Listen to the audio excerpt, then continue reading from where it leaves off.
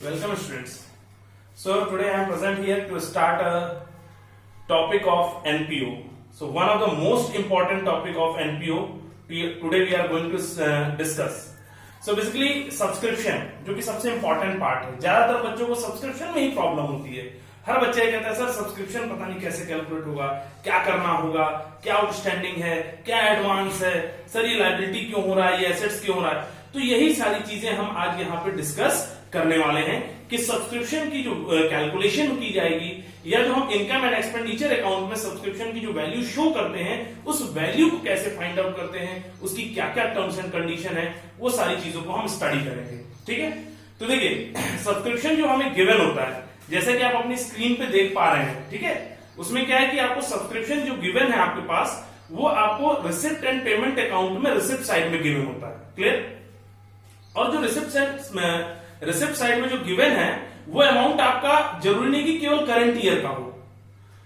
By the way कभी कभी आपको किसी क्वेश्चन में दे देता है वो क्लासिफाई करके कि ये प्रीवियस ईयर का अमाउंट इतना रिसीव हुआ, करंट ईयर का इतना रिसीव हुआ, नेक्स्ट ईयर का इतना रिसीव हुआ. तब तो कोई दिक्कत नहीं है, आप सीधा करंट ईयर वाला पिकअप कर लीजिए क्योंकि आपको करंट ईयर का ही चाहिए इनकम एंड एक्सपेंडिचर में शो करने के लिए. लेकिन अगर आपको वहां पे रिसिप्ट एंड पेमेंट अकाउंट में केवल सब्सक्रिप्शन दे रखा है जिसमें कोई स्पेसिफिकेशन नहीं है, कुछ भी उसमें उसने क्लैरिफाई नहीं किया हुआ है कि वहां जो सब्सक्रिप्शन है वो कब का है, किस ईयर का है. ठीक है. तो अब हमें ये ध्यान देना है एडजस्टमेंट पे. ठीक है.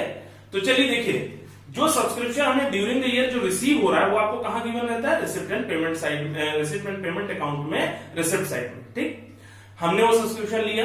अब उससे रिलेटेड हमारे पास 4 एडजस्टमेंट है. ये 4 एडजस्टमेंट अगर आप समझ गए तो समझ लीजिए आप सब कुछ कर लेंगे. फिर आपके लिए सब्सक्रिप्शन, और सब्सक्रिप्शन आ गया मींस पूरा एनपीओ आ गया. फिर उसके बाद एनपीओ में कोई बहुत बड़ी प्रॉब्लम नहीं है. लोग कहते हैं बहुत डिफिकल्ट चैप्टर है, बहुत डिफिकल्ट है, ऐसा कुछ भी नहीं है. बस आपको कॉन्सेप्ट समझना है, कॉन्सेप्ट को पकड़ना है. आप एसेट्स और लायबिलिटी बाइफरकेट कर ले गए कि कौन सी आउटस्टैंडिंग आपकी लायबिलिटी है, कौन सी आउटस्टैंडिंग आपका एसेट्स है, और एडवांस कहां पे लायबिलिटी है, एडवांस कहां पे एसेट्स है. ये अगर आप बाइफरकेट कर ले गए तो आप इजिली समझ जाएंगे कि कैसे करना है. ठीक है.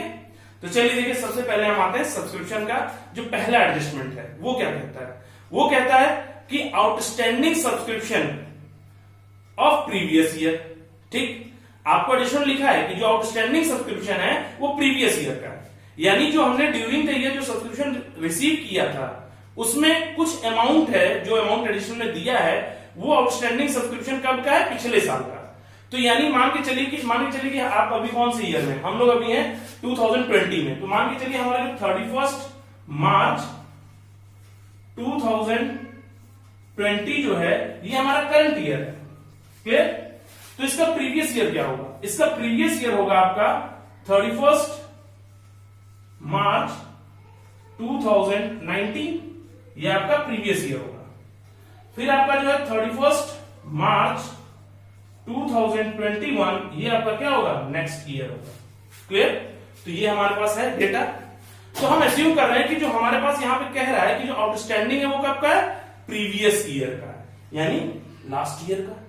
यानी ये प्रीवियस ईयर का आउटस्टैंडिंग कहने का मतलब क्या है, ये कह रहा है कि वो अमाउंट सब्सक्रिप्शन का जो पिछले साल रिसीव होना था, पिछले साल का आउटस्टैंडिंग मतलब पिछले साल रिसीव होना था बट पिछले साल नहीं रिसीव हुआ, वो कब रिसीव हुआ है, वो आज इस साल करंट ईयर में रिसीव हुआ है.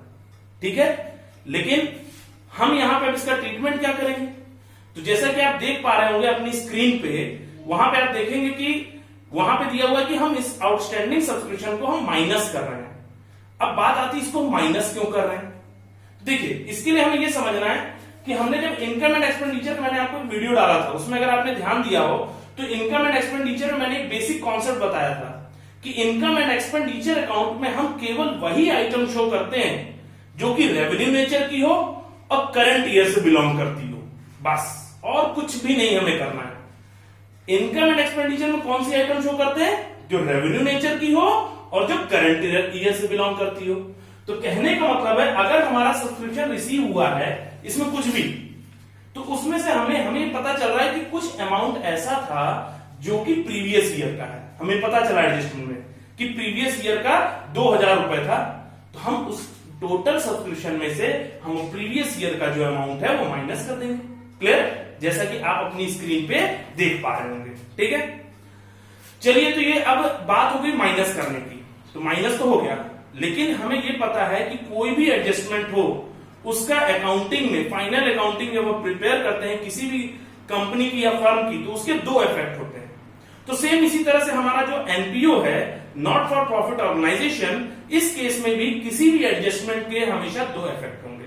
तो पहला इफेक्ट तो हमें पता चल गया कि अगर आउटस्टैंडिंग सब्सक्रिप्शन है करंट ईयर का, ठीक है, सॉरी प्रीवियस ईयर का, तो वो माइनस होगा। क्या है? प्रीवियस ईयर का क्या होगा? माइनस होगा। दूसरा इफेक्ट क्या होगा? इसको ओपनिंग बैलेंस शीट में, कौन सी बैलेंस शीट में? ओपनिंग बैलेंस शीट में एसेट साइड शो करेंगे। कहां शो करेंगे? Asset side. क्यों एसेट साइड शो करेंगे? क्योंकि कोई भी इनकम अगर आउटस्टैंडिंग है तो वो हमारे लिए क्या होता है? एक्रूड इनकम कहते हैं उसे, जो कि हमारे लिए एसेट्स ट्रीट किया जाता है। आउटस्टैंडिंग इनकम को ही हम एक्रूड इनकम कहते हैं। आपने 11th में पढ़ा होगा, एक्रूड इनकम वर्ड बहुत आता था, एक्रूड इंटरेस्ट बहुत आता था फाइनल अकाउंट में। तो वो क्या होता था? वो क्या कहता था कि income earn but not receive. तो सेम वही चीज है, सब्सक्रिप्शन आउटस्टैंडिंग का मतलब है कि आपको सब्सक्रिप्शन मिलना था बट मिला नहीं। कब? 2019 में। तो अब आप उसको क्या करेंगे? पहला इफेक्ट माइनस दिया। दूसरा आपका ओपनिंग बैलेंस शीट, जो कि हम किस लिए प्रिपेयर करते हैं? कैपिटल फंड को फाइंड आउट करने के लिए। तो वहां पे हम इसको एसेट साइड में शो कर देंगे। ठीक है, जैसा कि आप अपनी स्क्रीन पे देख रहे हैं, उसमें लिखा हुआ है ये चीज ब्रैकेट में। चलिए, दूसरा एडजस्टमेंट। तो सेकेंड एडजस्टमेंट क्या कहता है हमारा? सेकेंड एडजस्टमेंट हमारा कह रहा है कि आपका outstanding subscription in current year, यह कह सकता है outstanding subscription of current year. अब आपका कह रहा है कि करंट ईयर का आउटस्टैंडिंग सब्सक्रिप्शन है, तो करंट ईयर का है, तो मतलब सीधी बात है कि हमारा 2020 जो हमारा है, 2020 में जो सब्सक्रिप्शन रिसीव होना था वो नहीं हुआ। यही तो कह रहा है आउटस्टैंडिंग, मतलब कि यहां पे इनकम अर्न हुई बट रिसीव नहीं हुई। तो है तो वो करंट ईयर का बट रिसीव नहीं हुआ। तो हम किसके लिए कैलकुलेट कर रहे हैं? हम इसको कैलकुलेट कर रहे हैं किस लिए? इनकम एंड एक्सपेंडिचर में शो करने के लिए। तो इनकम एंड एक्सपेंडिचर अकाउंट में तो हम वही अमाउंट शो करते हैं जो केवल करंट ईयर से जुड़ा हो। तो यानी ये जो आउटस्टैंडिंग है ये करंट ईयर का है और करंट ईयर में ये शो करना चाहिए। क्लियर? आ गई बात समझ में? तो इसको हम करंट ईयर में शो करने के लिए क्या करेंगे? ऐड कर देंगे। जैसे कि आप वहां देख रहे हैं कि करंट ईयर का आउटस्टैंडिंग सब्सक्रिप्शन क्या होगा? ऐड हो जाएगा उस सब्सक्रिप्शन में। क्लियर? अच्छा, इनकम आउटस्टैंडिंग है, सब्सक्रिप्शन आउटस्टैंडिंग है, तो कोई भी इनकम आउटस्टैंडिंग मतलब एक्रूड इनकम है, तो आपका एसेट्स होता है और किस ईयर से रिलेटेड है? करंट ईयर से। तो देखिए, कोई भी चीज जो करंट ईयर की होगी वो हमेशा कहां जाएगी? क्लोजिंग बैलेंस शीट में। ठीक है, और जो प्रीवियस ईयर की होगी वो हमेशा ओपनिंग बैलेंस शीट में शो की जाएगी। ठीक, और नेक्स्ट ईयर की जो आइटम है वो भी आपकी क्लोजिंग में ही शो की जाएगी। क्लियर? तो ये था हमारा किसका? आउटस्टैंडिंग सब्सक्रिप्शन करंट ईयर, जो कि हमारा क्या किया जाएगा? ऐड किया जाएगा। आपको पता चल गया क्यों ऐड किया जाएगा? इसलिए ऐड किया जाएगा क्योंकि हमें ये सब्सक्रिप्शन इसी साल रिसीव होना था बट रिसीव हुआ नहीं, लेकिन हम इनकम एंड एक्सपेंडिचर अकाउंट में हम इस साल का हमें तो पूरा शो करना है, चाहे वो रिसीव हो या ना हो। जैसा कि हमने इनकम एंड एक्सपेंडिचर का जब बेसिक कॉन्सेप्ट का मैंने आपको वीडियो दिया था, तो मैंने उसमें आपको बताया था कि जो भी आपका इनकम एंड एक्सपेंडिचर अकाउंट है उसमें हम एक्रूअल बेसिस ट्रांजेक्शन्स को भी रिकॉर्ड करते हैं। ओनली कैश बेसिस नहीं, एक्रूअल बेसिस ट्रांजेक्शन, यानी वो ट्रांजेक्शन हुई हो या ना हुई हो पेमेंट, लेकिन आपको रिकॉर्ड करना है। मींस अगर आपने उसके लिए पेमेंट किया है या नहीं किया है तो भी आपको उसको रिकॉर्ड करना है। क्लियर है? यहां पे कोई डाउट नहीं। अब आते हैं इसकी थर्ड एडजस्टमेंट पे। थर्ड एडजस्टमेंट आती है आपकी advance subscription. Advance subscription received in previous year. ध्यान से सुनिएगा, advance subscription received in previous year. भाई सब्सक्रिप्शन तो हमारे लिए इनकम है, इनकम हमें एडवांस में रिसीव हो गई। कैसे रिसीव हो गई है? एडवांस में रिसीव हो गई। कब? 2019 में। प्रीवियस ईयर में कह रहा है, यानी 2019 में आपको डेट कह रहा है कि subscription received in advance in 2019, मतलब 2019 में अगर एडवांस रिसीव होगा तो कब का एडवांस होगा? 2020 का होगा ना। तो 2020 का एडवांस हमने कब रिसीव किया था? 2019 में। क्लियर? तो बेसिकली जो यहां पे एडवांस रिसीव हुआ है, जो हमने इस जगह पे एडवांस रिसीव किया है, वो है कब का? वो बिलोंग करता है करंट ईयर से। क्लियर? यानी ये है तो एक तरह से करंट ईयर का। तो जब हम इनकम एंड एक्सपेंडिचर बना रहे हैं, हमें यहां पे तो करंट ईयर के सब्सक्रिप्शन को शो करना है। तो जो पिछले साल जो रिसीव हो चुका है, उसे हम यहां इस साल ऐड करेंगे। आ गई बस समझ में? तो इसलिए इसको हम यहां पे ऐड कर देंगे। अच्छा, अब इसका दूसरा ट्रीटमेंट क्या है? दूसरा ट्रीटमेंट है कि कोई भी इनकम अगर एडवांस में रिसीव होती है तो वो हमारे लिए क्या है? लायबिलिटी है। ये पता है आपको? क्योंकि हम रिस्पॉन्सिबल हैं, किसी से हमने पैसा एडवांस में अगर ले लिया तो हम रिस्पॉन्सिबल है ना कि उसको सर्विस प्रोवाइड करें अगले साल। अगर मैं कहूं कि मैं आपसे फीस ले लूं नेक्स्ट मंथ की या अगले पूरे साल की, तो मेरी रिस्पॉन्सिबिलिटी बनती है ना कि आपको अगले साल पूरा पढ़ाऊं। तो सेम उसी तरह है कि कोई एनपीओ अगर किसी भी मेंबर से फीस ले लेता है नेक्स्ट ईयर की, तो वो उसके लिए तो लायबिलिटी बन गया कि वो उसको नेक्स्ट ईयर पूरी सर्विस प्रोवाइड करेगा। तो इसलिए वो लायबिलिटी ट्रीट हुआ कब? 2019 में, यानी प्रीवियस ईयर। तो यानी कहां शो किया जाएगा? ओपनिंग बैलेंस शीट में। ठीक है? तो देख लीजिए, इसके लिए हम क्या करेंगे?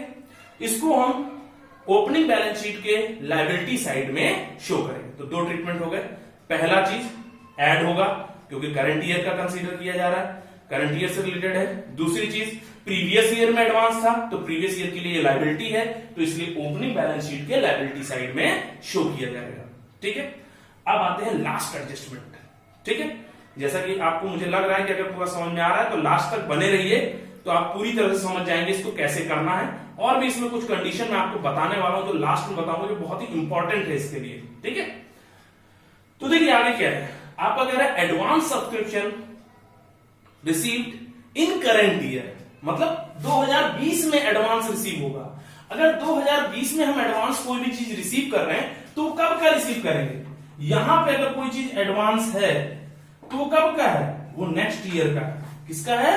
वो नेक्स्ट ईयर से रिलेटेड है। यहां मैं लिख दे रहा हूं आपको, यानी ये एडवांस किससे रिलेटेड है? नेक्स्ट ईयर, यानी 2021 का।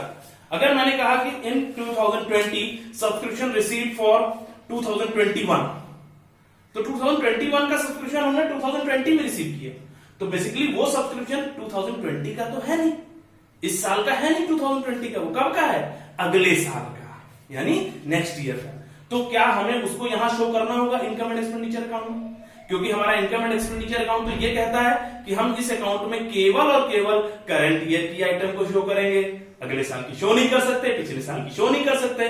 तो ये क्या कह रहा है कि इसमें कुछ सब्सक्रिप्शन ऐसा है जो अगले साल का है, तो उसे हम क्या कर देंगे? माइनस कर देंगे। क्या कर देंगे? माइनस, क्योंकि वो इस साल का है ही नहीं, तो उसे हमने क्या किया? माइनस किया, जैसा कि आप अपनी स्क्रीन पे देख लेंगे, उसे अभी आपको शो होगा। ठीक, इसके बाद तो देखिए वो माइनस होगा। अच्छा, दूसरा ट्रीटमेंट क्या होगा कि कोई भी चीज आपकी इनकम एडवांस में है, सब्सक्रिप्शन एडवांस में है, तो आपके लिए क्या है? लायबिलिटी है। क्या है? लायबिलिटी। और लायबिलिटी कहां शो की जाएगी? भाई करंट ईयर में रिसीव की गई है, तो जाहिर सी बात है क्लोजिंग बैलेंस शीट में शो किया जाएगा, वो भी कहां? Liability side. तो ये थी आपकी 4 एडजस्टमेंट जो कि किससे रिलेटेड है? सब्सक्रिप्शन से। इन 4 एडजस्टमेंट को आप बार बार देखिए, एक बार फिर समझिए, पूरा वीडियो देखने के बाद आपको बताइए, अगर कहीं डाउट है तो मुझे बताइएगा। तो अब इसमें एक चीज और ध्यान रखने देने लायक है। अब इसमें देखिए एक लास्ट पॉइंट मैं आपको बताऊं जो कि बहुत बच्चे गलती करते हैं। कई जगह लिखा होता है कि आपका subscription outstanding at the date 31 March 2020, अगर एट वर्ड लगा है, ठीक है, तो यानी वो आपका क्या कह रहा है? इस ईयर के एंड में ये टोटल सब्सक्रिप्शन है। यानी कभी कभी एक ऐसा क्वेश्चन आ जाता है जिसमें कहता है कि प्रीवियस ईयर का स्टिल एरियर है, यानी क्या कह रहा है कि प्रीवियस ईयर में, यानी आपसे क्या कह रहा है कि प्रीवियस ईयर का आउटस्टैंडिंग था 20,000, ठीक है, लेकिन कह रहा है कि स्टिल एरियर का मतलब है कि प्रीवियस ईयर का अभी भी मान के चलिए आप 5,000 रुपए बाकी है, ठीक है, तो 5,000 अभी भी एरियर है। तो अब अगर आपको क्वेश्चन में दे दे कि स्टिल एरियर की कंडीशन और कह दे नीचे एडिशन में कि जो आउटस्टैंडिंग सब्सक्रिप्शन करंट ईयर का है वो एट द एंड डेट दे दे, ठीक है, आ गई बात समझ में? यानी वहां पे जो ऑन डेट या एट डेट दे दे तो यानी उसमें जो है ऑलरेडी आपका प्रीवियस ईयर का जो स्टिल एरियर है वो उसमें इंक्लूड माना जाता है। आ गई बात समझ में? लेकिन अगर वहीं पे ये कंडीशन लगा दे subscription outstanding for 31 March 2020 forward लगा दे, क्लियर, या उस ईयर का कह दे, तो वो क्या कह रहा है? इसका मतलब वो केवल उस ईयर का आउटस्टैंडिंग है। या कह दे कि 2019-20 का आउटस्टैंडिंग, आपसे क्या कह दे 2019-20 का आउटस्टैंडिंग कह दे, तो वो आपका क्या है? सब्सक्रिप्शन करंट ईयर का केवल माना जाएगा। आ गई बात समझ में? तो ये कंडीशन थी। अगर ये कंडीशन नहीं समझ में आती तो क्वेश्चन में हम इसको सॉल्व करके आपको बताएंगे, ठीक है? चलिए, अगर आपको पूरा समझ में आया तो वीडियो को लाइक करिए, सब्सक्राइब करिए, और क्वेश्चन बताइए कौन सा नहीं आया तो कमेंट बॉक्स में, तो मैं आपको बताऊंगा। Thank you and have a nice day.